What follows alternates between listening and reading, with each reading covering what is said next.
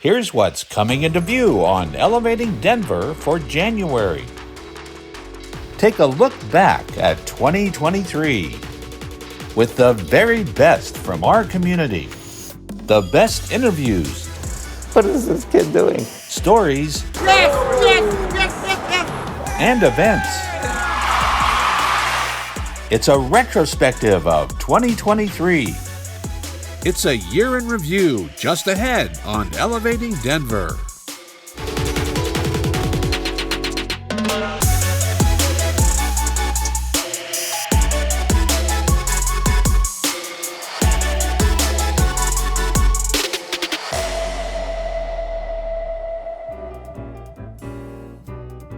He was quite an athlete throughout his school career. At the University of Denver, he was considered the one-man track team.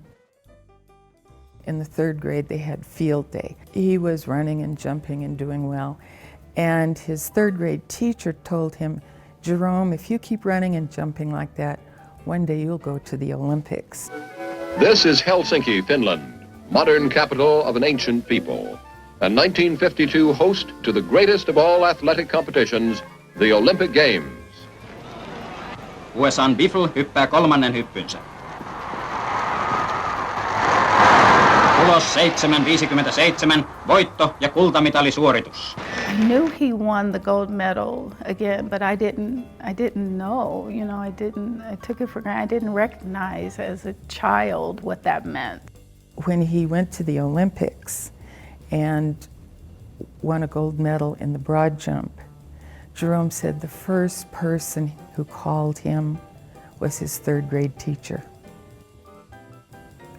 I think the fact that he remembered the impact that that teacher had on him is significant because along with the family input, he saw what a good teacher could do. Jerome Biffle was the first Olympic gold medalist from Denver. Biffle was a star at Denver East and DU before taking the world stage. But when he returned home to the Mile High City, his legacy came into focus during his tenure as a counselor and coach at his alma mater. I think there was Jerome, the world-class athlete, and there was Jerome, the man committed to family and community. Mr. Biffle was a counselor at East High School and also a coach, and he retired in the 90s. If you did a survey of the black students that were at East High School during his tenure, you would discover that a lot of them went to college because of his suggestions and because of his insight.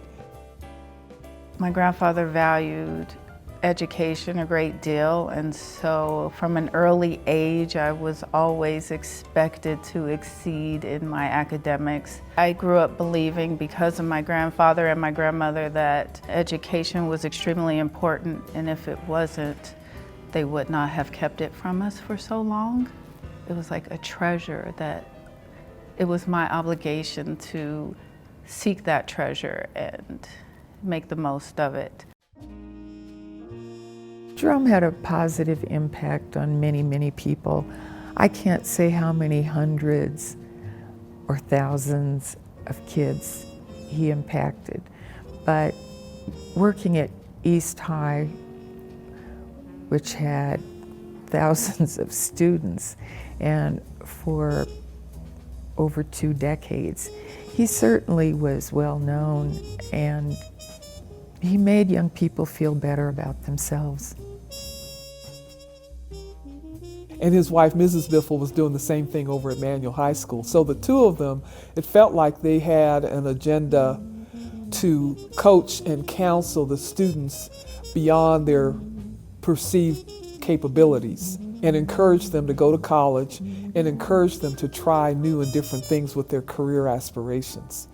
I entered high school, he was on the verge of retiring, but he had such a reputation in the public school system that I could not do much without him knowing. And I was always running into older adults who would give him credit for guiding them and helping them get into college or graduate from high school. I did hear several stories. I would not have gone to college if it weren't for your grandfather.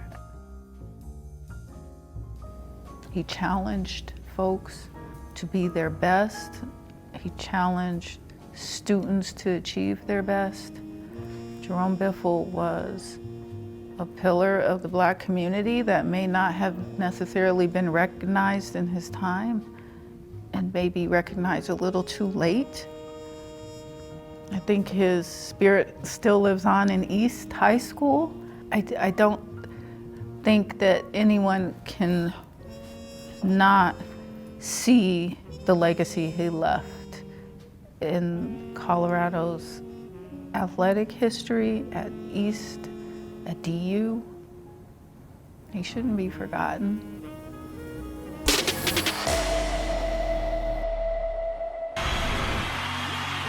It's time to introduce to you your 2023 NBA champion, Denver Nuggets! We are celebrating our Denver Nuggets with a Champions Parade and Rally. As you can imagine, we usually would have had a lot more time to put on an event of this size and magnitude, but we only have a couple of weeks, and it's a great partnership between operations, safety, and communications to put on an event of this size. This place is rocking. We are Denver rocking. Nugget Nation is on fire. Go Nuggets! It absolutely takes a village to put on something like this in a short time frame. So we actually started planning for the parade weeks ago. We didn't jinx it. We always knocked on wood to make sure that we wanted to give the Nuggets the best case possible to win. But it's a multidisciplinary, multi-agency effort. And for Dottie's part, we provide a lot of the permitting to make sure that the street closures are done safely. We make sure that meters can be bagged so that there's enough space to hold an event. We are making sure that all of our signals and street signs and street markings are all operational and they make sense. We work through all the logistics, which are anything from very small little coordination pieces with DPD or with any of the other agencies that are actually putting on the event. We provide some transportation to and from for the attendees, for folks that are trying to shuttle back and forth between where they're starting in the parade and back. So it's a lot of little things that are within our wheelhouse and some things that are not within our wheelhouse, but it's an all hands on deck experience. My role in this whole experience is I'm the Senior Director of Live Events and Sports for the Altitude Sports. It's much bigger than I ever imagined to put on something like this. Just so many entities involved, the city, all the networks, the team, KSC, you know, getting approval from them, how many trucks they're going to do, what they're going to be, where we're going to be. It's quite an experience, and I will say this, last year when I did the Avs Parade, I walked away saying that's the funnest event I've ever done in television, because it was just such a technical accomplishment, if you will. So it was great. So I look forward to this year.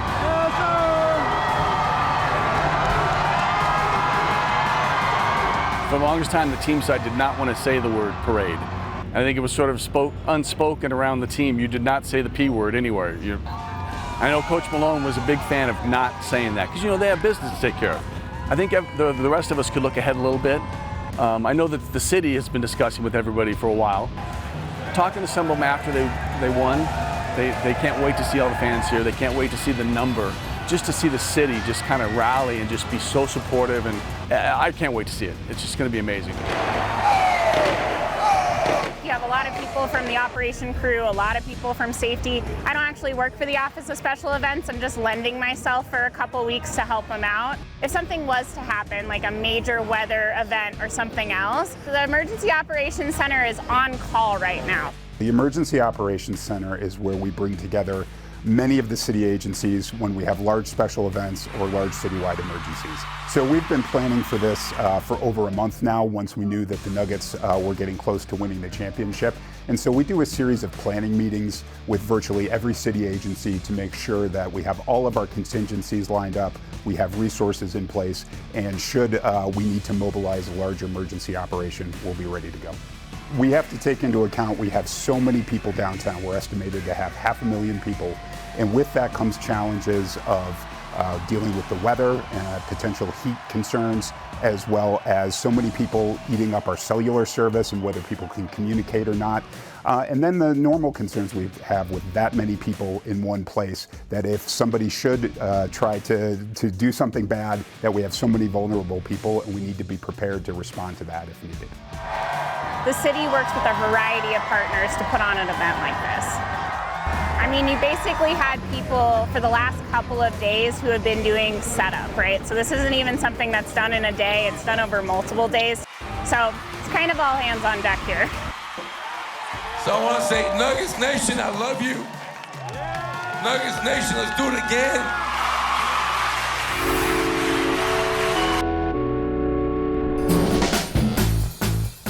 My name is Gil Asakawa, and I am a journalist.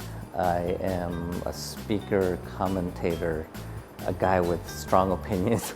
I spent a lot of my career as a music critic, so it was all about being opinionated. Early on, I was at Westward, the alternative weekly newspaper in Denver, as a music editor, but I've just done a lot of different things in the local media. I've written a blog since the late 1990s called NikkeiView.com. Nikkei is the Japanese word for Japanese people outside of Japan. I thought, well, this is my perspective on things, on Japanese culture, on Asian American identity, and where I fit. My family moved to the US from Japan when I was 8. And so I have this weird bicultural mix of being very American, but having been raised with this very Japanese background. And I tell people, and this is kind of true, when my family moved to the States, I was in 3rd grade, or about to go into 3rd grade, and in 3 weeks, I learned every American cuss word and forgot most of my Japanese. I would go around saying these words, like the F word, you know, around adults, and they'd like, what is this kid doing? Last year, my publisher launched a book called Tabemashou, Let's Eat. Tabemashou means let's eat in Japanese, and it's the history of Japanese food in America. And it's a history of Japanese food. I learned a lot researching the origins of things like sushi and ramen and, you know, even teriyaki or soy sauce, and things that we take for granted as just being, oh, Japanese stuff. And I learned a lot about how a lot of it wasn't Japanese. A lot of it isn't even traditional. A lot of it is recent. I love talking about that stuff because it teaches people that culture is always changing, always evolving, and that's the history of Japanese food in America, like made by Japanese Americans, is very much that process of, oh, we don't have seaweed, but we want to make this side dish. Let's use green chilies because they have that slimy texture and the mouthfeel. And you know, it's a matter of making do with what's here and what's available, and still adhering to the traditional dishes and the values and the ingredients and the ways of cooking that our families, you know, have done for generations. It's a great process. I love how food evolves and how it reflects culture. I love Ramen Star's ramen, number one, because he makes ramen fresh every day. The noodles are fresh, and they're very consistent and they're very good. Takashi Tamai, the owner here, has brought his love of Japanese food. He grew up in Japan, and sticks to it. He respects it, and like when he makes the broth that he uses for several of his great ramen dishes, he said it takes him 4 days to make the broth. That's some commitment to making stuff. You know, social media is a fairly new thing, I think. Maybe it's just because I'm old and I have that perspective. And very early on, somebody told me that you're Asian, you should be taking pictures of food. As if Asians had blanket permission to take pictures of food and put them on Facebook or whatever. And so I started doing that, and I kind of did it just for fun. I think my wife found it annoying, but she's gotten used to the fact that we can't start eating until I take the picture of the food. It's not even a picture of the people, it's the food. I don't know, it's just kind of become a thing that people expect of me, and I find it kind of fun. I really get satisfaction from raving about a place that I didn't know about. And it's kind of like when I was a music critic. I loved finding music that I didn't know about, and I just would, whether it's a local band or a national band or whatever, I loved raving about it and shouting to the world that this is cool stuff. And I still have that impetus, I think. I love doing that for food, and I like to choose kind of the local indie food, not like with music. I know that I have a reputation. I have a voice. I write a lot about Asian American identity and culture.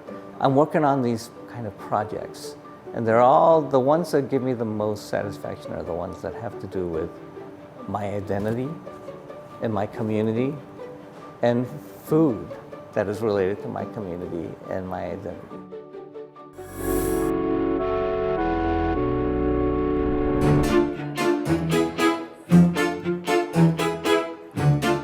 We're Rescue Puppy Yoga. It's our goal to find fosters, funds, and forever homes for all fur babies in need. So they literally just came in. They don't really have names yet. So if you guys want to give them names and forever homes, this is the time to do it.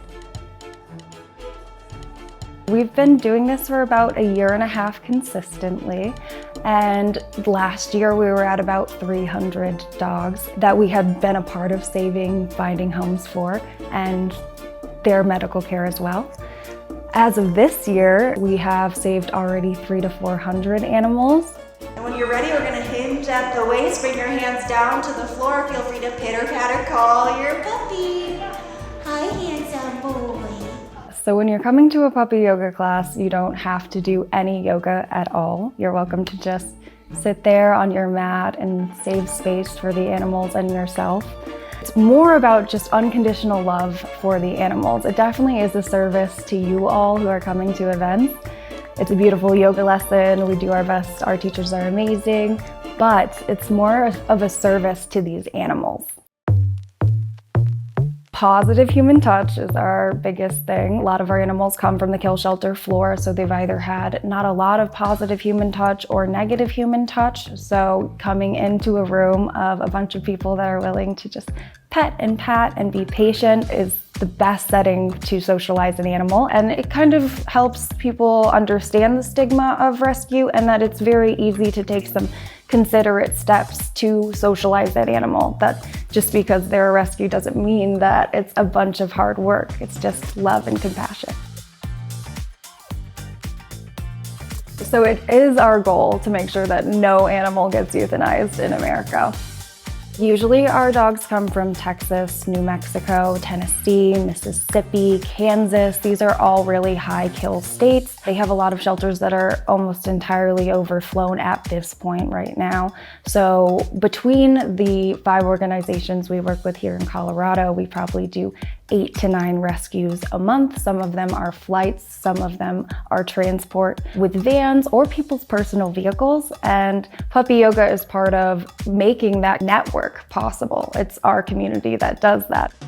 For those toes, if your hands come near the floor, feel free to pitter-patter call a pup. Our biggest need from our community is fosters and volunteers.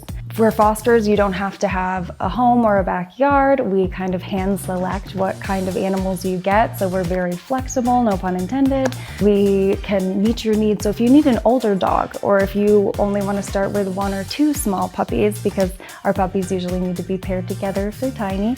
When it comes to volunteering, we're nomadic, we're in all different areas in Denver, so we're probably in your area, and it's a very short-term volunteer opportunity.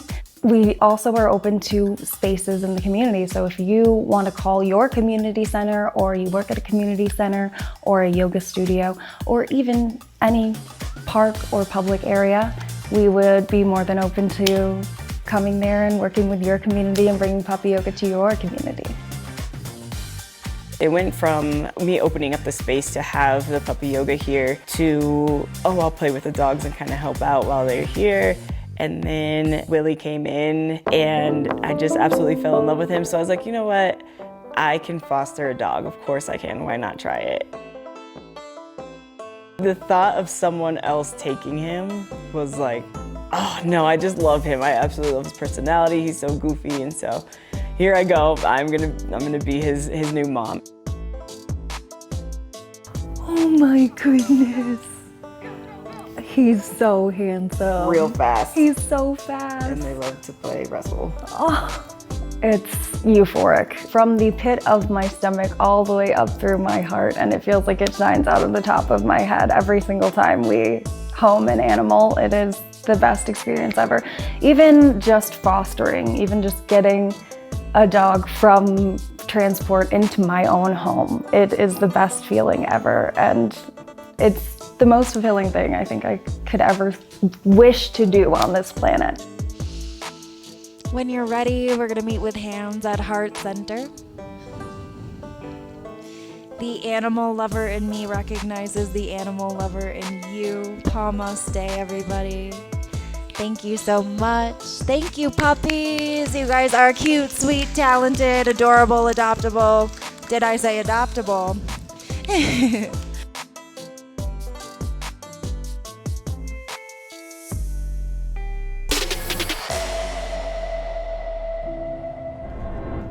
How I got involved with the center was that after 36 years of my life spent in prison, it's kind of embarrassing to talk about, but coming out of there, back into society, I was lost. This is how I looked when I first came here. I was already 2 years on the streets, out of prison, no direction. After a year or so, that's me today.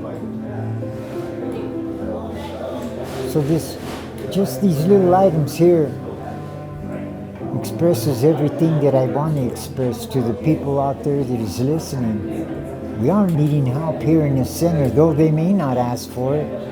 But I and others here in the center appreciate everything that the center does for us here. This saved my life. Basically, it saved my life. So originally, Senior Support Services was just a place where people could drop in, have a cup of coffee, and maybe one meal.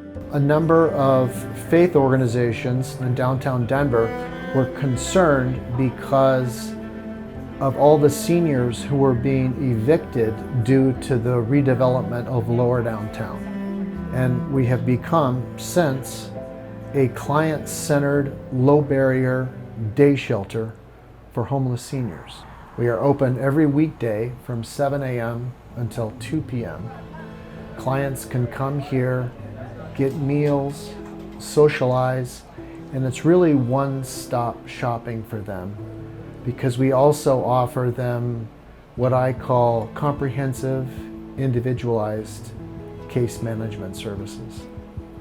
Oftentimes I think kind of the needs of seniors unfortunately kind of fall under the radar. So unless we're the ones kind of presenting what's going on, not everybody really understands that. So really any opportunity that we have that we're able to advocate for seniors, we do that. Every individual situation is different, but we wait for what they present to us as we, that helps us direct case management. So individuals may want to come in and just talk or vent, no problem. individual may want to come and recertify some benefits that they receive mail on that's due. No problem. Individuals might want to look into housing options. So we support them with really whatever they want from us or need from us. I was homeless for 3 years. This place got a place for me 5 months ago. And I have to say, I love the staff here. I'm telling you, they helped me the most, more than any other facility I went to. This is the best that I know of. That's the truth. I love it. I love it over here. I love it. I really do. I came in and seen people that they treated you nice. They help you. All the case managers and stuff, they help you. You know, and they did everything just so that I don't feel like I got to fight against the world. I can't win. And then I started feeling good to myself. And this I get normal here. You know, they help us a lot. Yes. We used to have a case manager here.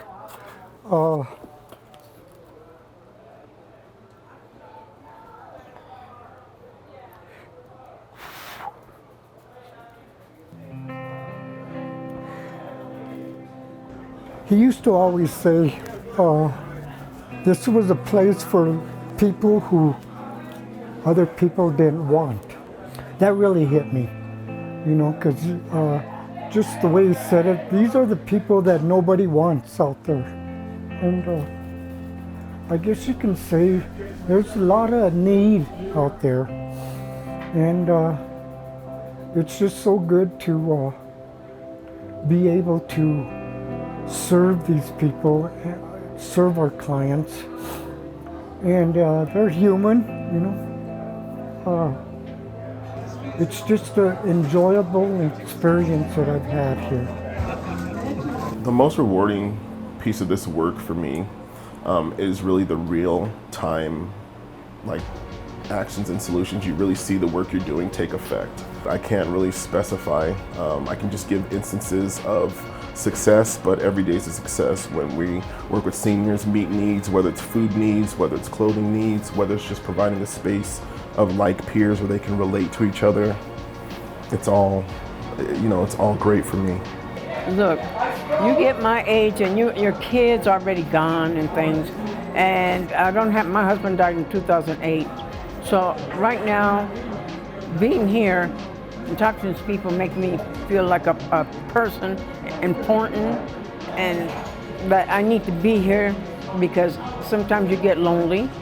And so this helps me a lot to know people, to do the computers, to read a book, to do bingo.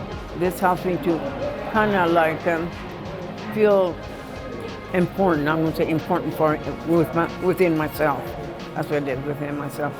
I was a junkie, ex-convict. I was a junkie. That's what I was. But that's no longer me today. Today I am what I am, and I'm grateful to the center for that. If you see us, say hi. If you want to donate, definitely. But just trust that the work we're doing here will continue, and we're going to constantly be taking care of the seniors that need us. Stay elevated by subscribing to the city's YouTube page for these stories and more. And stay tuned to our social media channels for more content. Don't miss our new episodes of Elevating Denver, premiering each month. Thanks for watching, Denver.